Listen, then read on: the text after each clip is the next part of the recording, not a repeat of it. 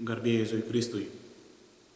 Nuo senųjų laikų žmonės arba remiantys protu, arba kažkokia intuicija, arba ir kažkokiu tikėjimu, kuris slepiasi širdyje, ieškojo Dievo.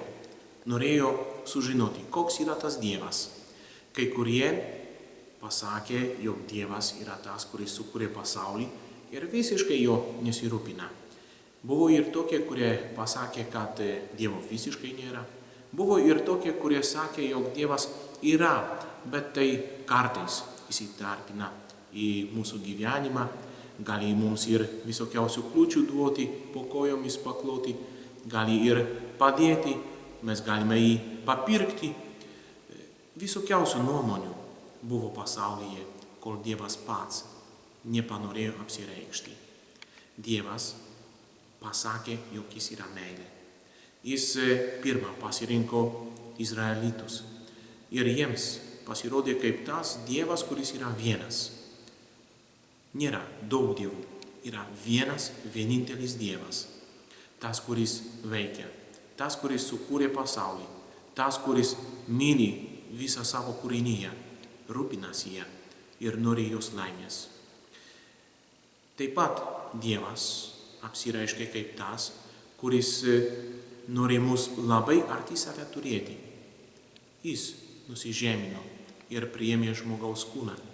Jis norėjo mus įvaikinti, kad mes būtume labai arti jo, kad mes pajaustume jo meilę, jo artumą, kad tartum išgirstume, kaip plaka jo širdis, kad ir mes būtume kaip jis. Šventas, geras, kad ir mes būtume šiek tiek geresni. Ir būtent tas viskas vyksta per sakramentą, per Krikšto sakramentą, kurį mes gauname bažnyčioje, Dievo įsteigtoje bendruomenėje, tikinčiųjų bendruomenėje. Dievas norėjo, kad mes būtume pakrikštyti vardan Tėvo ir Sūnaus ir Šventosios Dvasios. Taigi tas vienas Dievas, kuris buvo nuo pat pradžių, yra trijose asmenyse. Yra Dievas Tėvas, yra Dievas Sūnus ir yra Dievas Šventoji Dvasia. Ir tas vienas vienintelis Dievas veikia kaip vienas. Tarp jų nėra skirtumų, nors yra kiti, nors jie yra skirtingi asmenys. Kažkas galėtų pagalvoti, kad čia nelogiška, kaip čia vienas Dievas trijose asmenyse. Bet kai atidžiai pažiūrėsime į pasaulį, į gamtą, tokių panašių atvejų surasime. Pavyzdžiui, vanduo. Tas pats vanduo gali būti ir ledas, gali būti ir skystis, gali būti ir garai. Taip pat ir dažnai matome saulę, kurią šviečia ant dangaus, jaučiame šilumą ir matome šviesą. Taigi tas pats šaltinis. O kaip skirtingai mes jį priimame.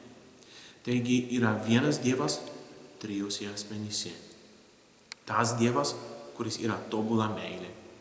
Ir todėl, kad jis yra tobula meilė, jis gali būti vienas Dievas trijose asmenyse ir kitoks negali būti.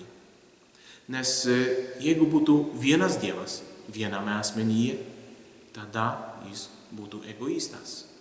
Jeigu būtų vienas Dievas dviejose asmenyse, tada jeigu atsirastų kažkas kūrinys šalia jų ir tas kūrinys turėtų būti kaip Dievas, labai greitai atsirastų ir pavydas.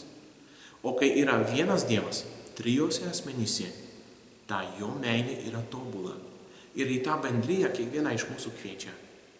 Todėl dėkokime Dievui, kad jis nusilenkia prie kiekvieno iš mūsų, pakviečia į bendriją su savim ir apdovanoja savo meilę.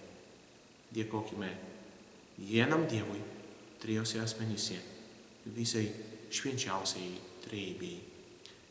Sveikinu visus su pranciškonišku šūkiu taika ir gėris.